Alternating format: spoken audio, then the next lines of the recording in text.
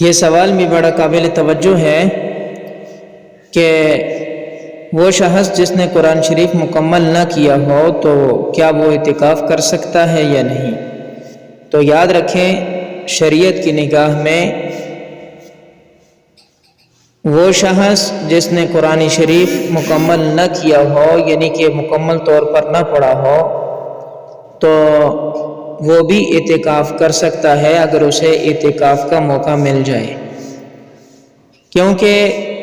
قرآن شریف کا پڑھنا یہ ایک الگ عبادت ہے مستقل طور پر، اور اعتکاف میں بیٹھنا یہ ایک اور الگ عبادت ہے، یعنی کہ دونوں کا ثواب الگ الگ باقاعدہ طور پر ملے گا۔ اگر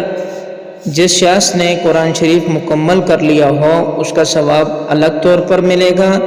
اور جس نے اعتکاف بھی کیا تو اس کو دونوں عبادتوں کا ثواب ملے گا۔